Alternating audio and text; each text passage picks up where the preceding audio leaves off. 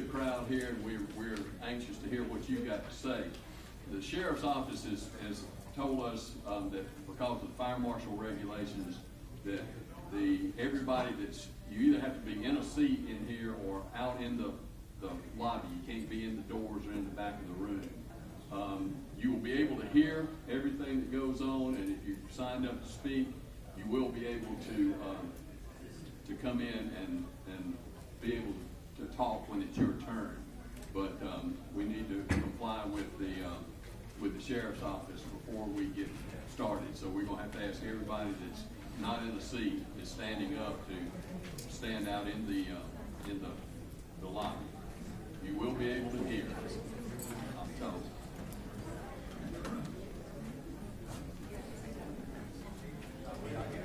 Thank you. Yes, you will be able to hear outside. They said that the speaker is on out there.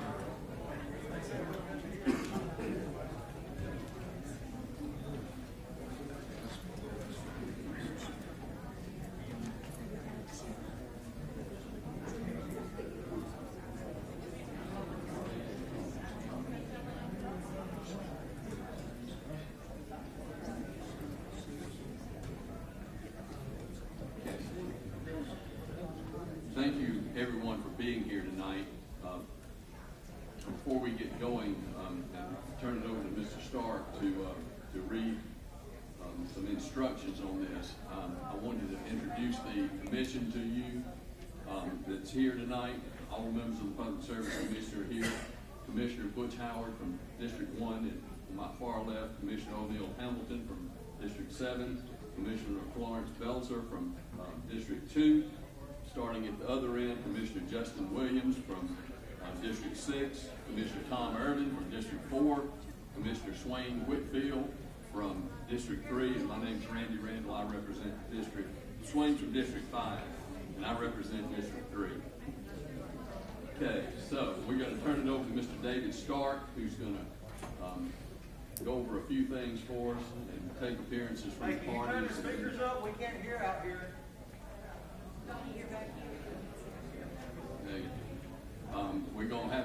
We'll ask the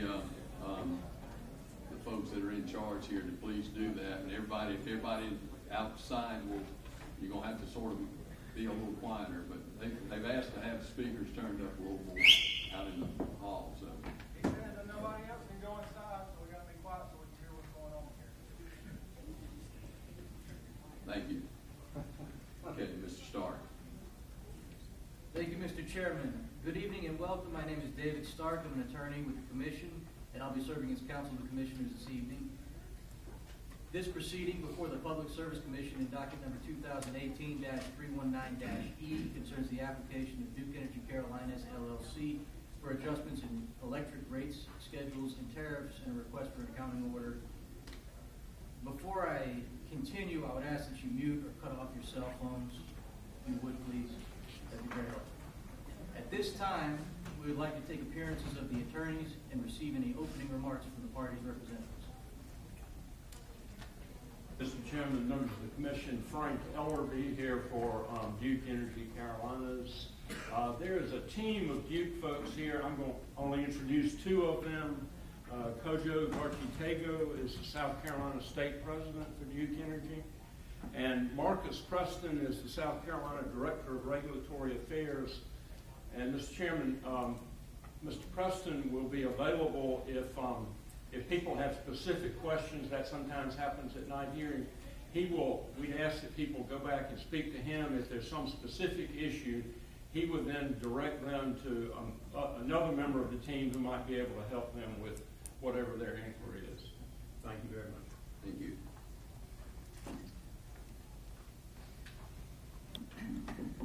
Thank you, Mr. Chairman. My name is Ginny Pittman, and I'm an attorney with the South Carolina Office of Regulatory Staff. I want to thank you all for being here this evening. We really appreciate the turnout. We look forward to hearing what you all have to say. The agency that I work for, the Office of Regulatory Staff, is a state agency, but it is completely separate from the Public Service Commission. The Office of Regulatory Staff is charged with representing the public interest and making recommendations to the Commission regarding this application that Duke Energy Carolinas has filed for a rate increase. This hearing today is for you all, the consumers, to have an opportunity to share your thoughts and feelings about this rate increase. And it is important for the Commission, in order to make a final decision, to hear what you all have to say. If you have any questions, while you cannot ask them of the Commission, I do have several people with me here this evening. Our Executive Director, Nanette Edwards, will be available after the hearing to speak with you and answer any questions that you may have. I also have Mr. Anthony Sandinato with our Utility Rates and Services Division here to help you. Outside, you may have noticed an ORS set up. There's a banner and a table out there, and Brad Kirby with our Consumer Services Division is out there. If you need to leave early, you can speak with him instead of waiting until the end of the hearing when the rest of us will be available. He also has brochures with our numbers in case you need to reach any of us. Let's see if I covered everything. I thank you all for your attention and your participation. Mr. Chairman, I would just ask that the sign-in sheets from this evening be marked and put into the record as hearing exhibit. The sign-in sheets will be marked as hearing exhibit number 1. Thank you.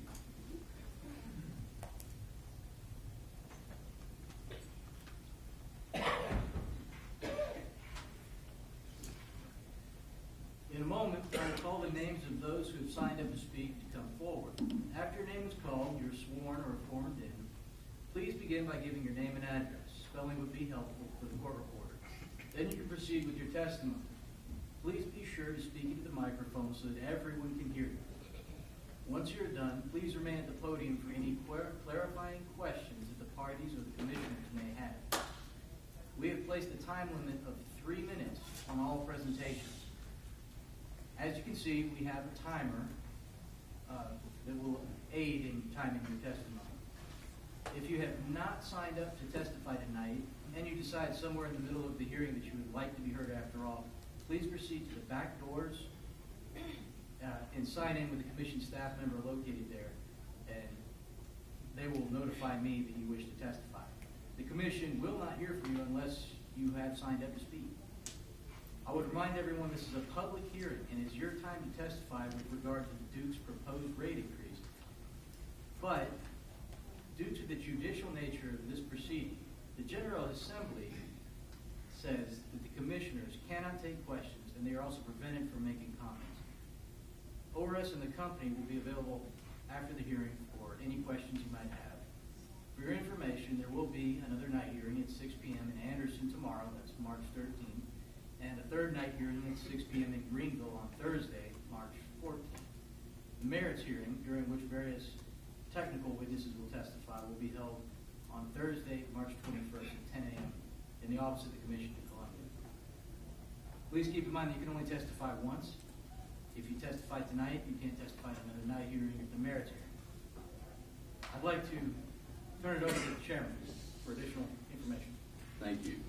Thank you. We're very glad to have everybody here tonight, and we just want to remind you a couple of things. It will help move this along. We do have a clock, and we ask you to have your thoughts ready so that when the buzzer goes off in 3 minutes, then if you would stop, and then we're going to ask questions if anyone from the parties or from the commission has questions. So that will help us. Also, it will help. I know people get fired up about a lot of things. So, but if you contain cheering and applause, that cuts into people's time, and we want to make sure that we hear everything that everybody wants to say. So we want to try to move this along as best we can. We're going to ask Mr. Stark to start, and we will call the first witness, and we will begin. Thank you. Thank you, Mr. Chairman. With that being said, I will call the names of the witnesses who signed up to speak. I will call a witness up to the stand, and I will also call the next person in line so that they can get prepared to deliver their testimony. With that, we have our first witness, Margaret Spindler. Would you please come forward to the stand? And Kevin Dayton, you're on deck. You're on deck.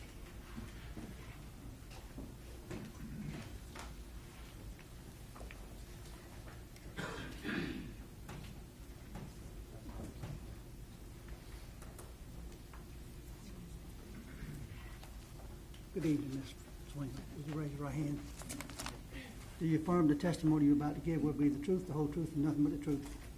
I do. Please state your name and address for the record. Okay.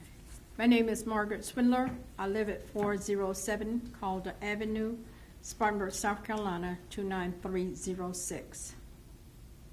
My concern with this increase for Duke Power is, have you considered the senior citizens? They're already having a hard time getting their medicine and living expenses, and an increase will add to those expenses as well. That is my concern for this commissioner. Thank you, Ms. Swindler. Hang on one second. Any questions from the parties? Commissioners? Thank you, ma'am. I appreciate you being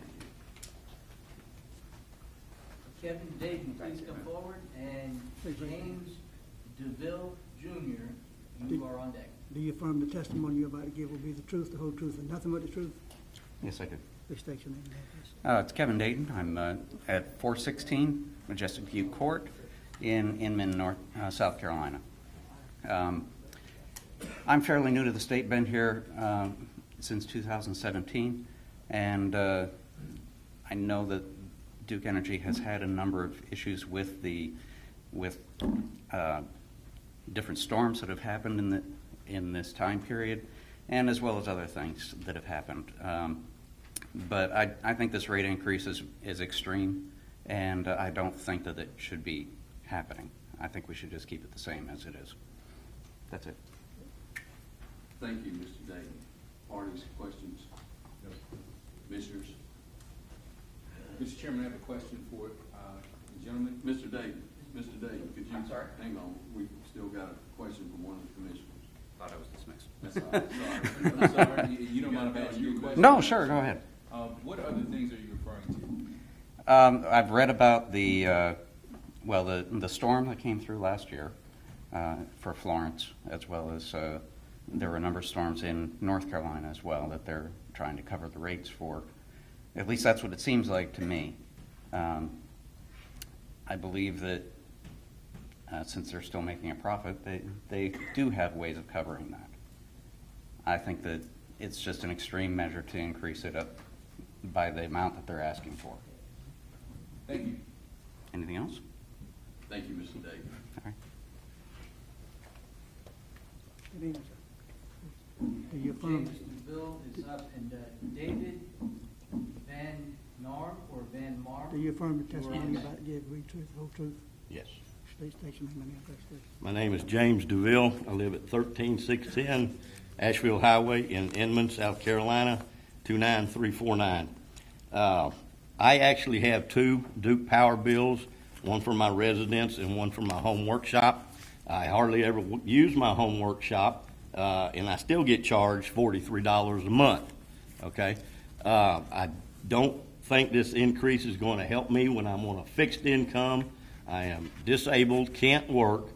Okay, and what really gets me is what I've been told is a hidden fee.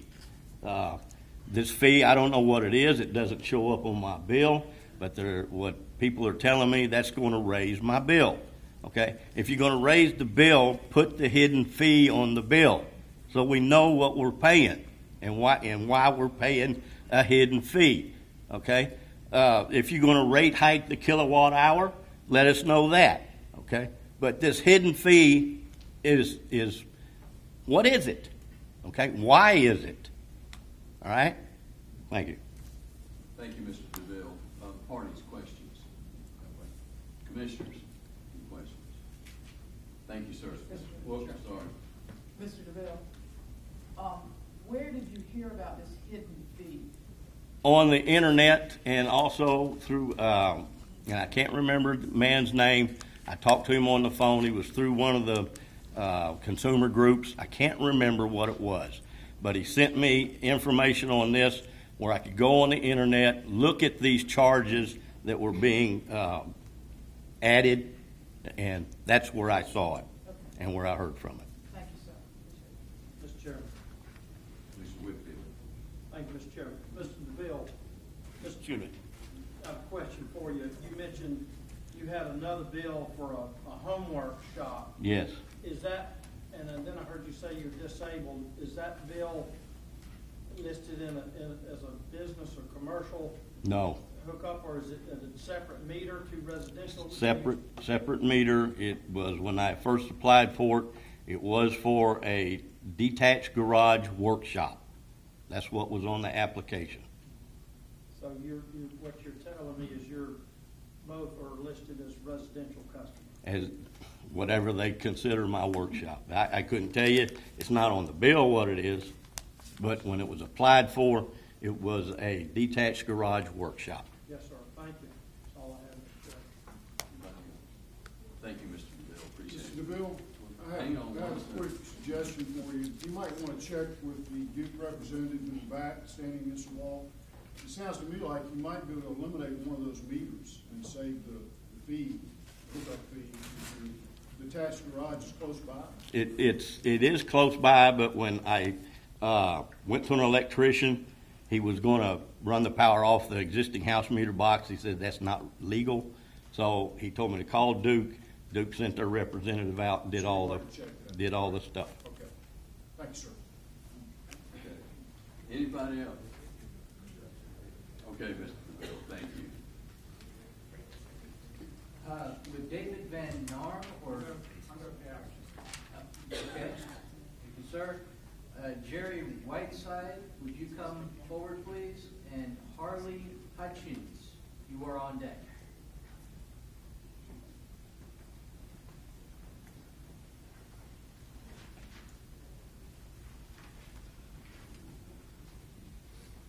Good evening, Mr. Whiteside. Please raise your hand. Do you affirm the testimony you're about to give will be the truth, the whole truth, and nothing but the truth? Yes, sir. Please state your name and address.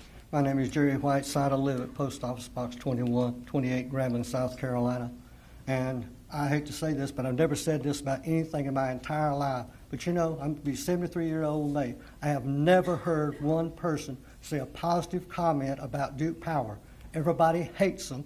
And if there's another company come in and tell them that they can have their service, they will not have a single customer unless it's their friends and families.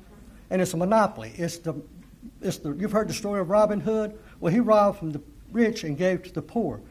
Duke Power, I think they ought to change, and also make a proposal too, change the name back to Duke Power, because that's what they want control. And you should change your name back to the Duke Service Commissions to the public, because you're not serving the public, because they always get a raise every time that they'll ask you. You have never turned them down. They go to court. There's many lawsuits been brought against them, and they've been challenged in court. And usually the judge rules. They spend $80 million every year to give with their little lobbyists and friends and all these other slush funds. And it's a sin. I mean, this is a preposterous thing for somebody to do this, and you make this kind of profit, and you think this year they've already spent $63 million in little slush funds and all their other things for all their adversaries or whoever they're trying to bribe. But I mean, it's just not common sense. This is not common sense to do stuff like this.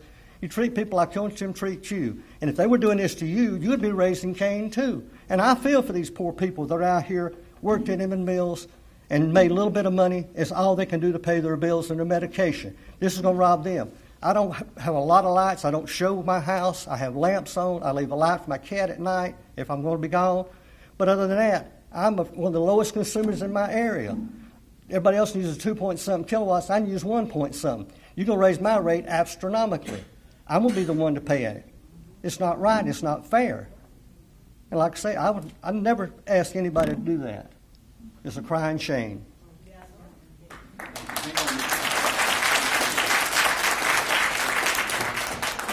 Commissioners. Mr. Whiteside, appreciate you being here tonight and sharing your feelings with us.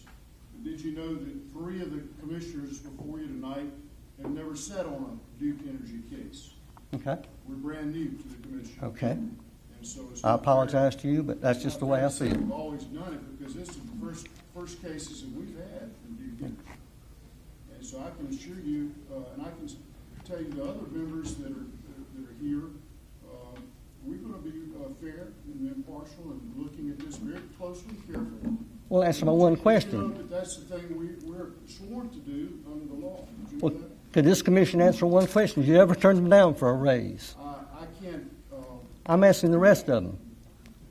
Anybody ever turned them down for a raise? Sir, we can't answer questions right now. Oh, you can't answer that. Oh, I appreciate that. I really appreciate that.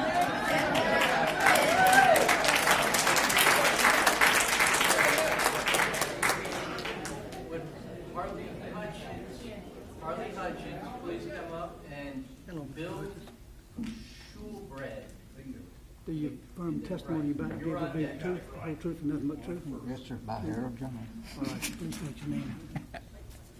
My name is Harley Hutchens. I live at 319 Lacey Leaf Court, Spartanburg, South Carolina, 29307.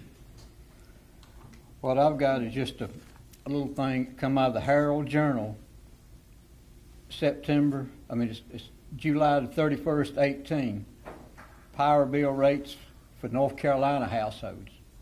Duke asked for a raise in North Carolina for 8%. When it all said and done, the average bill went up 84 cents. This is by the Herald Journal. Around $104. South Carolina already pays more rate than North Carolina does. I hope y'all are aware of that. And then the commercial customers got reduced by 1.6% to nearly 4%. The residential did have an increase of 1.2% over 4 years.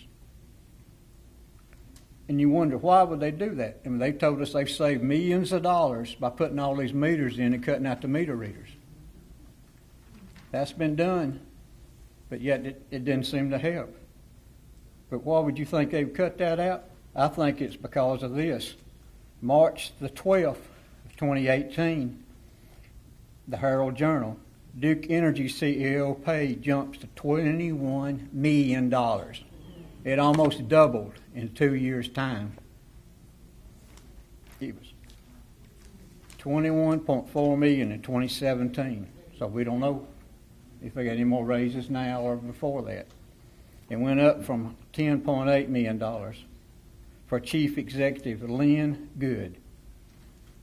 So that's what, if you're paying your chief people that much, why do you need the little puny money from us people out here that you got to take it out of? It's just not, it's not right. They waste enough money on their stuff to compensate for all of this. I'm done.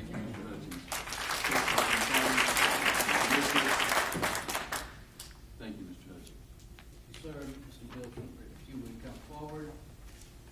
Antonio Chesley, Good evening, sir. you are on deck. Do you affirm the testimony you're about to give will be the truth, the whole truth, and nothing but the truth? I do. Please state your name. My name is William Schulbred. Bill Schulbred is Bill is my nickname.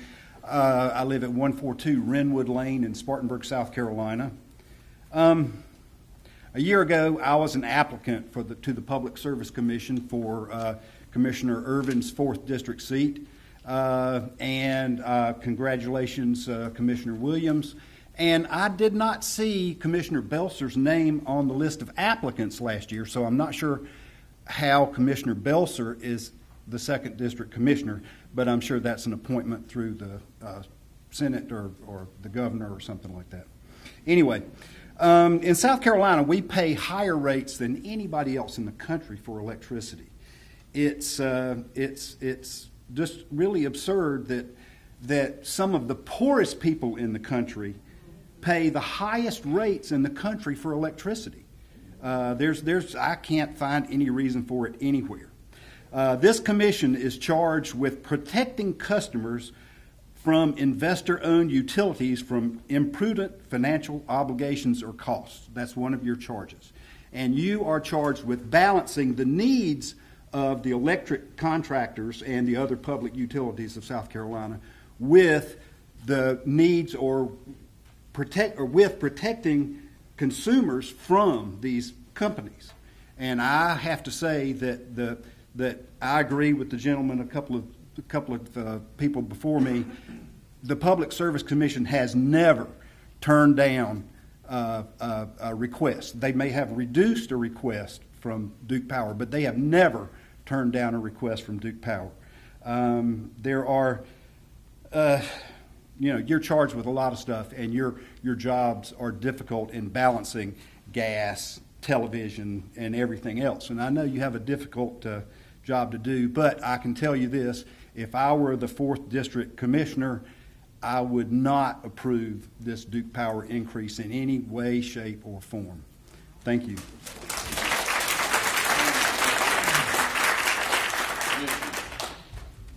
Thank you, Mr. Shulbred. Antonio Chesley, if you'll come forward, and Christina Johanningmeyer. Good afternoon. Please raise your hand. You affirm testimony about to give the truth, the whole truth. Okay, yes, ma'am. State your name and address. Thank you.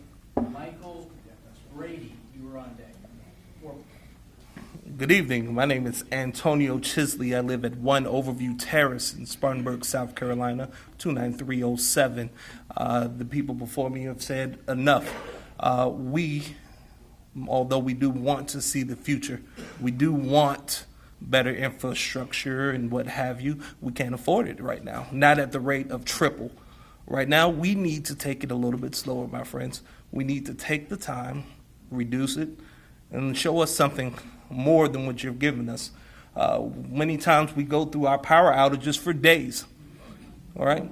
We have people here who haven't received raises and God knows when. We need to take it slower. If we don't do it now, you're going to milk us dry. If you milk us dry, what do then? You move on to the next and leave a barren wasteland. I ask you to find it in your heart to take a step back. Maybe you need to do trickle-down economics like so many people believe in. We have not experienced that ourselves, but we need to. What I'm saying to you all is that the older folks who are living check to check, barely making it, the younger people who are working 3 and 4 jobs just to barely make it, we want to eat, we want to live, we want to be successful just like everyone else. But we don't need to build this on the backs that are going to break us. I ask you guys to step up, realize that we're here living our lives just like you're trying to live your lives, but we want a piece of the pie as well. Thank you.